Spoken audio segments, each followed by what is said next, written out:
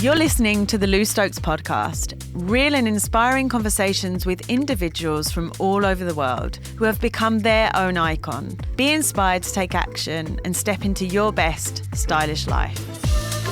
Hey Chardét, how are you? I'm good. How you doing, Lou? Great, thank you. Welcome to my podcast. I'm so excited. I'm rubbing my hands, guys. You're so excited. I am really happy to have you on again. You came on my other podcast, She's Magnetic. I can't remember when. It was maybe 2 years ago now. It might have been 2 years, yeah. Wow. Yeah. Time flies. It's crazy. So it's great to have you on. I'm really excited to delve into this conversation. So for our listeners, Chardét is a fitness and mindset coach. Yeah, fitness and mindset and nutrition. Yes, and nutrition. Don't want to forget that. And she is the founder of Corpão Fitness and the Feel Good Naked movement. So Chardét, why don't you tell us a bit more about the Feel Good movement? Yeah, of course. So the Feel Good Naked movement, and that's naked without the E, by the way, because there was a podcast that had that name, but also because when I created the group on Facebook, we started getting some really sketchy requests from, men in Kenya and because they were searching for naked.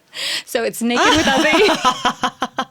That's why. Okay. So the Feel Good Naked movement and community group is basically just a new approach to fitness and wellness, which is different from how it's been in the past. In the past, it was always about how do you look? Can I get the flat abs? Can I get the super perky bum? And you can have all that stuff, sure. But the origination of this movement is how do you feel? Yeah. Which sometimes has nothing to do with how you actually look. Yeah, absolutely. It's so true. It's so true. So, I know that you've been on your own journey of fitness, health, nutrition, and I know we've talked before about body image and body acceptance. Tell us a bit more about your journey with body acceptance. Yeah, so I think we spoke about it before where I was telling you that so for those of you that don't watch the video here, I'm shorter and wider hips, bigger bum. And while the bum has come in fashion now, it wasn't before. Growing up, it definitely wasn't, especially I'm half Brazilian, but I grew up in a very homogenous white neighborhood, and that just was not the body shape that people had. Yeah. They were very thin, athletic, and at the time that was also the beauty standard. Yeah. So I grew up in the middle of this where I was no one looked like me, and also that just wasn't the standard that people found beautiful. And so for me, I spent almost a decade trying to do anything and everything. The caffeine pills, the crazy diet, super calorie restriction, obsessive exercise to be that ideal. Yeah, to be someone else. To be someone else. And there's only so far you can do that anyway, because genetically you have limitations. Yeah, so absolutely. It got to the point where I finally did reach my goal weight, which was way under what I should have been. And I didn't feel good. And that's why it's feel good, not look good movement, because, I looked fine, I'm sure. Yeah. Super thin, whatever, but it didn't feel good. Right, exactly. And that would have affected your mental health, of course. Yeah.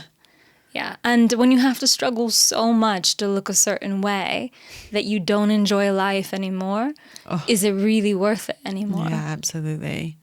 It's interesting because I was watching something the other day on YouTube, and this woman made a comment. She's like, as women, we're celebrated when we lose weight or when we're a certain way or when we have this or when we have that. And it's like, why are we so fixated on what people look like instead of who these people or who we already are? It's like looks and image are so, focused on in this day and age. And I think so many people struggle because of that. And, the fashion industry, social media, and just media in general, has affected us all. Back in the 90s, it was, Kate Moss and Naomi Campbell, like that kind of look, figure, body was, you know, the beauty standard. And now it's kind of gone more to Kim Kardashian and the wider hips. And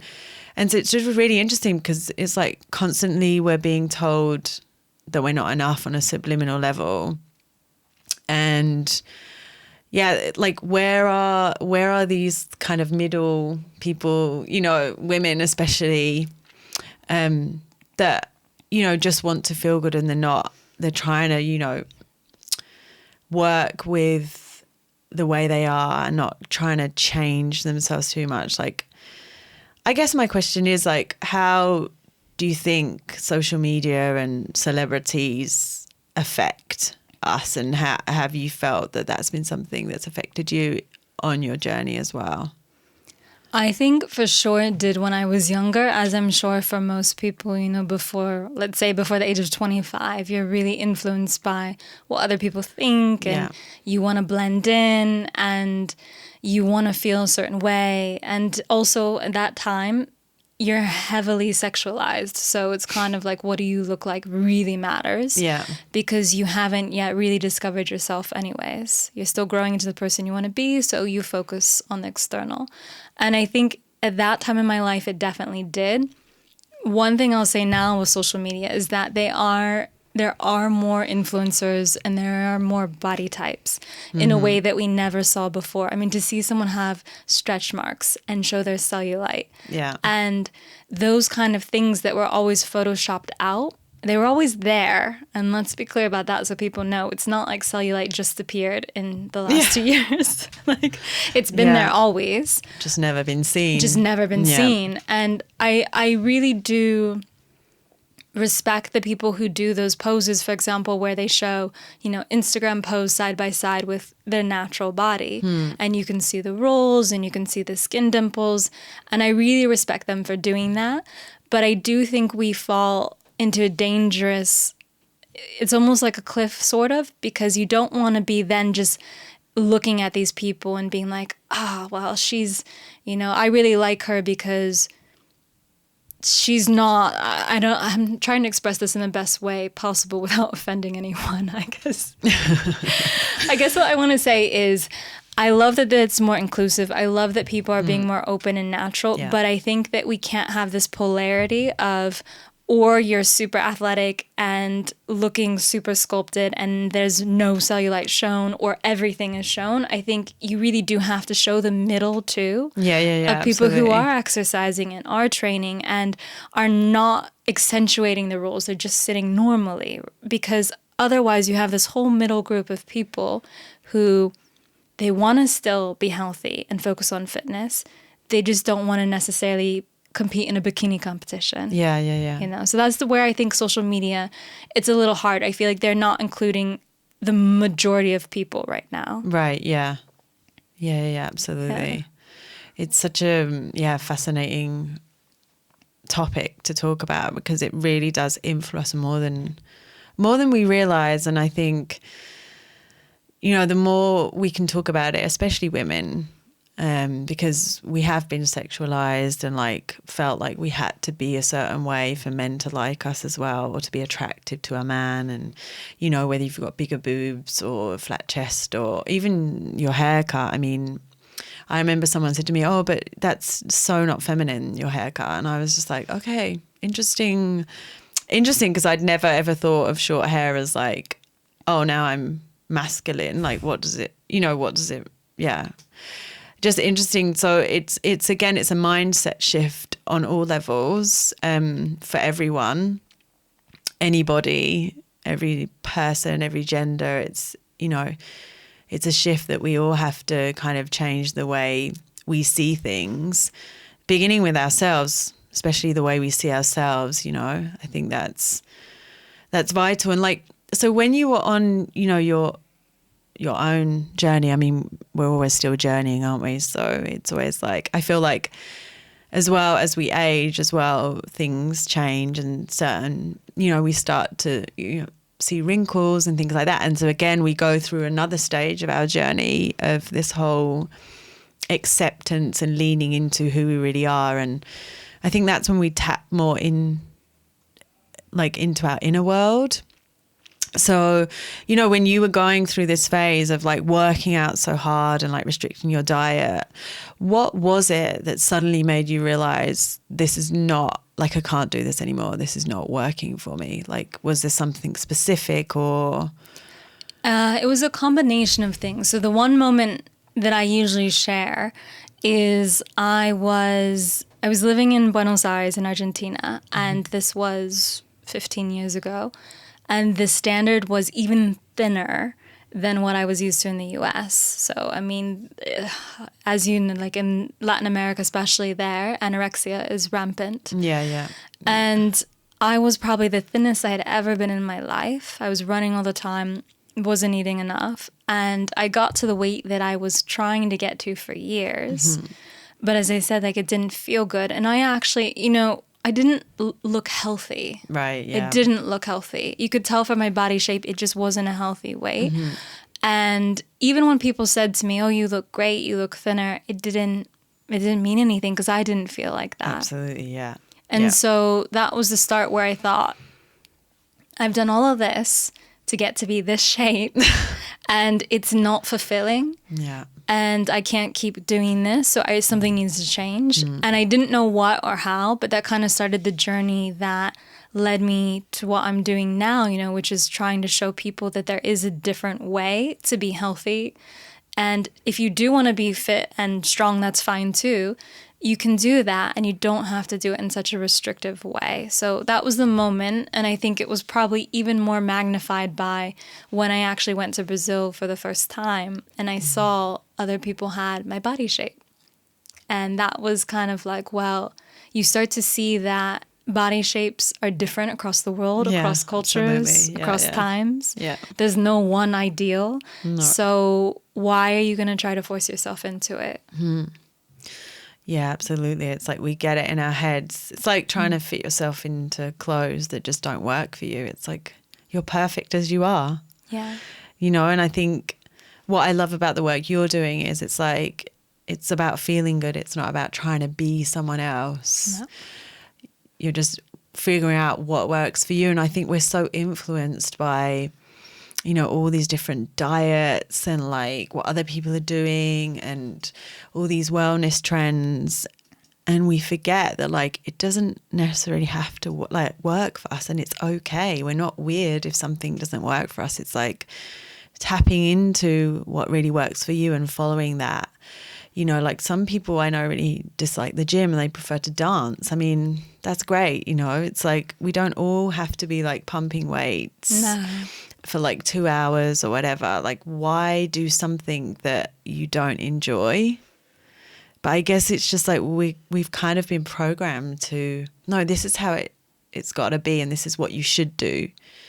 Yeah, it's weird because we accept diversity in so many other areas. You know, for example, with business, like people have so many different kinds of businesses, so many different kinds of entrepreneurs. No one says you have to be this one entrepreneur and we accept it, right? Yeah. Or like even with clothing, you know, there might be things that are considered stylish or fashionable, but not everyone needs to dress the same way, and we accept that. But for some reason, we don't accept that with fitness and nutrition, that there is no one way. And just because millions of people are behind it, which is oftentimes because they had money to get those people, doesn't mean that there's something wrong with us because it doesn't work for us. And probably we're not the only ones. Yeah, absolutely. You know? Yeah. Yeah, and like in what way do you feel like the wellness industry is kind of, you know, affecting people? Because I know from my own experience, so, you know, that I had an eating disorder. I was anorexic for a long time. And then I went into this compulsive, like healthy, you know, I was doing yoga, like Bikram yoga I was doing like every single day, and which wasn't good for me. I was just taking this obsessive behavior into something healthy. And so then I'd be obsessed with eating healthy. So green juicing and like no gluten and like really quite obsessive with it. And again, didn't feel good. And it was like, but my mind was going, no, this is healthy. This is what you should be doing. Like now you're doing it properly, like you're doing the right thing. And then I quickly realized, well, actually, maybe this isn't for me. Like I don't need to be like doing, so much exercise and yoga all the time and like eating what I thought was extremely healthy, which actually was making me kind of ill because I became very obsessive with it. And so I know that the term orthorexia, I think it is, where it's like you're obsessed with healthy eating. And I'm wondering if you've, experienced with clients or just with, your own experience around like this whole, healthy eating and wellness trend and all these different, diets. I think the first stage is most of us, we go on our very first diet, which is very restrictive and not healthy. Mm-hmm. We recognize that. And then we start to move into, clean eating is what people like to say. I mean, why it's clean, I don't know, but they love to say it's clean eating. And it's very tempting to do this because it's an addiction which is supported by society. So you don't feel like there's anything wrong. If you work out 6-7 days a week, hardcore, an hour and a half on a bike, spinning, that's, well done. Like, you're so dedicated. Yeah. No one says, well, isn't that a little bit excessive? Too much? Yeah. Or how is that harming your body? And the same thing goes for a healthy food. Like, if you're so obsessive about it that you don't allow yourself to have anything but what you consider to be healthy, that's not balanced. And there's no way that you don't have some, I don't want to say, like, I call it food baggage. It's these emotions around food. There's no way you don't create some sort of problems that way. Yeah. And so it's hard because if you tell someone I work out all the time, I only eat super clean all the time, most people will say, oh, so good. Let me congratulate you. And you feel good. Versus imagine if you slipped in your green juice you talked about with wine. What if you said you were having wine every day, all the time? Like you were having bottles of wine. No one would pick, oh, that's okay, Lou. That's so wonderful. That's fine.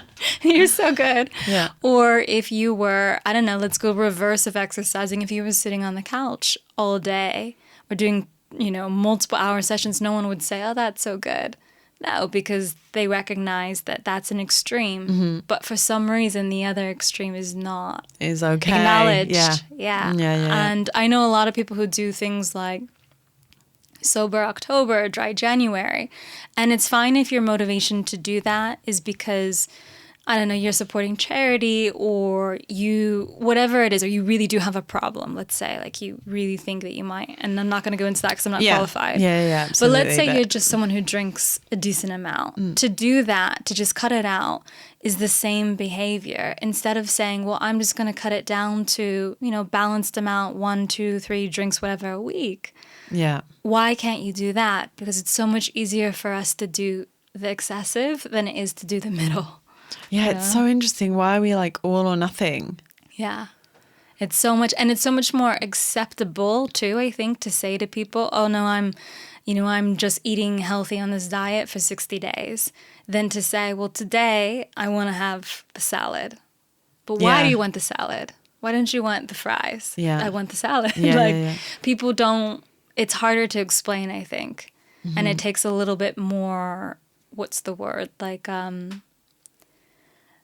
not affirmation, but it takes a little bit more confidence in yourself and what you believe to say that to someone and face the peer pressure. Yeah. Like today I'm not going to drink. Yeah. Or today I want this. And I mean, think about that. How many times do we say, oh, I don't want to drink? And someone asks, well, why? And if you don't have an answer, which is, oh, I don't feel good, or, oh, it can never just be, oh, because I don't want to. Yeah, but isn't it like with everything? It's like, if you don't want to do something, you don't have to do it kind of thing. But it's like, no, you have to. It's like people pleasing in a way. It is, yeah. And it's the path of fitting in. It's the path of least resistance because you can just say something that's acceptable and then bam, people will let you go. Yeah. And you don't have to keep defending yourself. But I think that will be the biggest shift in the wellness industry, is coming more into balance and away from these super extremes. Yeah. And also like what feels good to each individual, because it's like what works for me is perhaps not going to work for you. And like we're all very unique and different, and our bodies are different and how we function are different. And so I think again, it's like we need to recognize that and like tap into the feeling good rather than like, no, this is what you need to do because this is, you know, the latest wellness or, you know, healthy trend. Yeah, there's a lot of that. I think there's too a lot of copying what we see where, I like this person's body, so I'm going to copy their workout routine. Yeah. I like this person's body, so I'm going to eat what they eat in a day. And it affects you completely differently, movement and food. So to try to aspire to that, you're not going to get the same results. It's impossible unless you're genetically very similar. Yeah. And I think we need to recognize like you can be inspired by those people, but you don't have to clone them, you know? Yeah, absolutely. And what would you say to anyone that's kind of struggling with like this whole extremity of like, you know, I'm going to work out all the time and I need to work out more and I need to eat this and I need to eat that to feel good. Like what tips would you give to them to kind of balance that out? Yeah, to balance out a bit, you know, this going to the extreme. I think it's very hard if you've been doing it for years, which most of us, especially women, have. You know, if you've been doing it for decades, it's not going to change overnight as much as you want it to. So you have to begin small. And the biggest thing I say is if you can reduce the number obsession, that's the first start. Right, the scales the and the scale calories. And the calories, yeah. Right. And so I recently had someone who came to me, she was listening to my podcast, and I have an episode where I say, hide the scale, stop counting the food. Everything else you want to keep, fine, keep it for now, but stop those two things, which is quite hard if you do it a lot. Yeah. And she did that, and it's now been 5 weeks that she hasn't looked at the scale and she hasn't measured her food. And I said, has your body changed? She's like, not that I can tell. Wow. Yeah. So it's kind of this, you have to take that first scary step of taking away the comfort of the numbers. Yeah, the attachment. But you have behaviors, like if you've been doing it long enough, you understand what's healthy, you understand how to move, you don't need them. And if you take them away, it allows you to just feel your health level rather than judging it by a scale. A number, yeah. Or a number. Yeah, absolutely. Great. It's like feeling into it. Yes. Yeah. Allowing yourself and trusting that you do know it. Because at some point, when you learn anything, you have to walk away from the textbook. Yeah, absolutely. Throw away the script. Yeah, throw away the script. Yeah, absolutely. So I would say that. And the easier thing to do is usually the scale first. So, you know, put the scale somewhere. You don't have to throw it out. Just have someone hide it, put it away. Don't make it easy to access. And what would you say like is one of the, or a few of the key things that have really helped you to, you know, really lean into loving your body and accepting? Maybe let's say accepting, because sometimes it's really difficult for people to like, love is kind of quite hard, right? But where it's more like the body neutrality of like, okay, what can I accept and be grateful for? Yeah, and I love that you kind of changed it to say acceptance, because it's not love in the way that people think. It's not every day you wake up and you think, I'm so sexy, I can't wait. I'm so in love with my body. Yeah. I mean, even people who portray that are not being honest. Yeah. Because especially as women, we've got bloating days, we've got all these things. You don't hormones. You don't always feel like you love your body. Yeah. So, and what you eat maybe the day before. Yeah. So it's more acceptance, but I do like the idea of love in the sense of you respect your body. Yeah, absolutely. So you respect it, you know? And for me, it's very much about nurturing. Yes. Like that's really helped me along my own, you know, body acceptance journey, is like nurturing myself and my body and like being really grateful for what it does for me. That's really changed the way I see my physical body. Yeah. And this is where I feel movement can really come in. And that's why the body positivity movement can be a little bit difficult, because if you're saying that you don't need to do movement and exercise, you're taking away a component of really being in touch with your body. Yeah. And it's an important one. Because it really does allow you to get in touch with it, to respect it, because you're going to operate better overall if you're moving than if you're not. Yeah. And like we said before, it's, you know, it's very much about getting out of your head. Like as soon as we start to move, we feel completely different because we start to, like, the thoughts start to fade away and we get more into our body and into our hearts and more into the feeling. Yes. Yeah. Yeah. And so I think for me, definitely one of the key things was movement, but kind movement, not like beating myself up. I have to do this and it has to be, you know, look a certain way. No. Yeah. Doing kind movement. Yeah. And that doesn't mean not doing hard stuff. Like, we can still do hardcore planks, but, you know, it's like moving in a way that feels good to you. Yeah. For me, that's been a big one. I think a lot of times people are working out to lose the weight or to be a certain way, and it's almost as if they're punishing themselves in the workout. I'm gonna push harder so I can get more burn and get these calories, versus approaching the same workout from a point of respect of, I'm gonna get this position just right. I'm gonna listen to when my body has gotten to the limit. I mean, it's different, obviously, if you're training to be an athlete. So we don't want to compare that. No, this of is course. your average person. Yeah. But we do tend to pull from this athletic and Olympian feel of, well, this is how they train. This is what they do. But you're not that person, right? Yeah. Like, if you're not competing, then why do you need to put your body through that? Mm-hmm. And that's something that even former Olympians, because I know 3, will say, now my movement is different, what I do. Oh, okay. Yeah.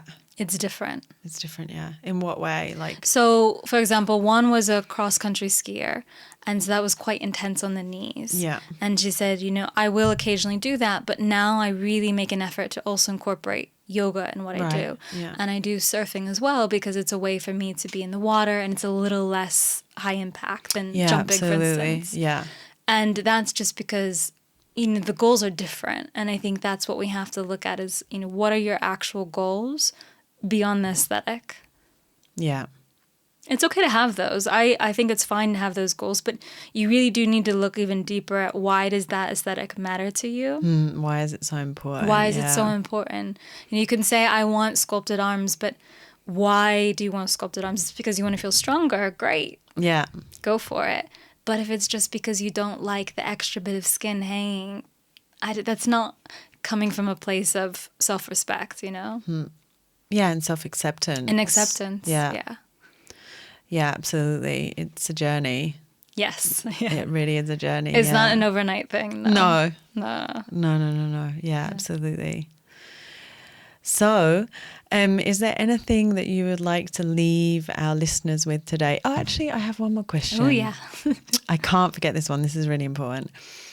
So, what would you say to your 16-year-old self? I knew this was coming. This is something I think about actually quite a lot because now I'm more than, well, actually I'm not quite, no, I am double that now. So, you know, you forget how old you are sometimes. I think the biggest thing I would say is to stop the negative language, and this is for anyone listening as well that's still doing it, because it's hard to just switch to, oh, I'm going to go for performance goals, I'm going to respect my body. All of that's really hard to do, especially when you're in a point like that.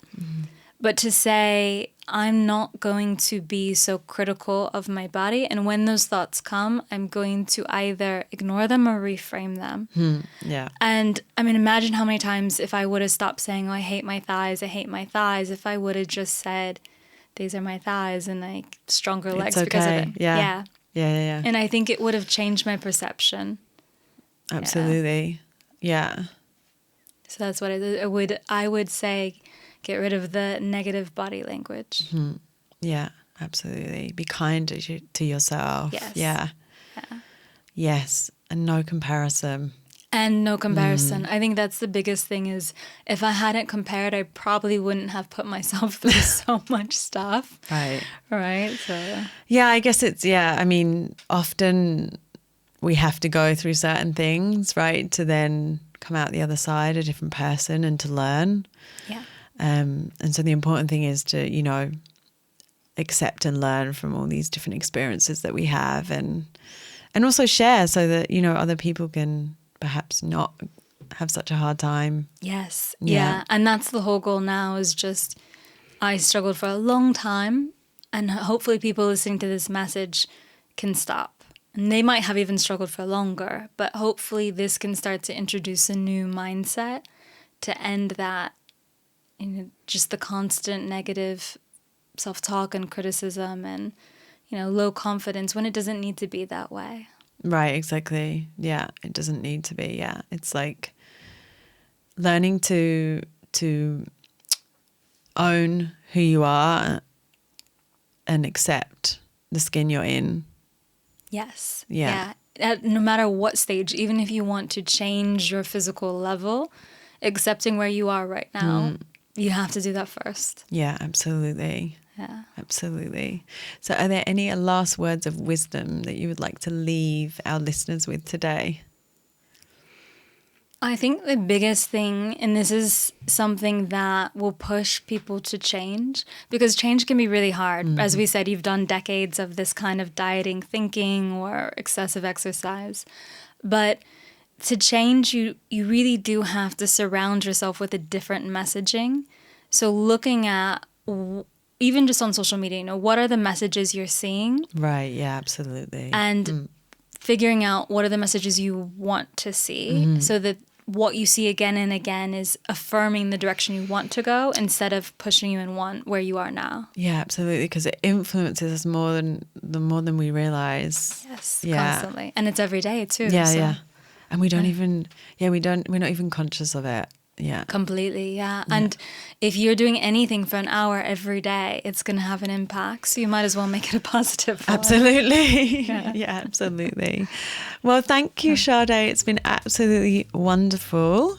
I've enjoyed every moment. And let us know where people can find you. Yes. So you can find me on, the best place is actually the feelgoodnaked.com site. So that's feelgood naked without the E, remember? Yeah, don't forget that. Don't forget that, guys. And that is, that's the best place where you can find me and get in touch or see all the different things that we've got going on. Amazing. Fabulous. Thank you once again. Thank you. Ciao, ciao. Ciao. I hope you've enjoyed this episode, and if you did, please subscribe to the Lou Stokes podcast. Rate and review in the Apple Podcasts, Spotify, or wherever you're tuning in from. I'd be so grateful. Also, check out the show notes to learn more about my guest and learn more about me on my website, www.loustokes.com. Until next time, be inspired, take action, and become your own icon.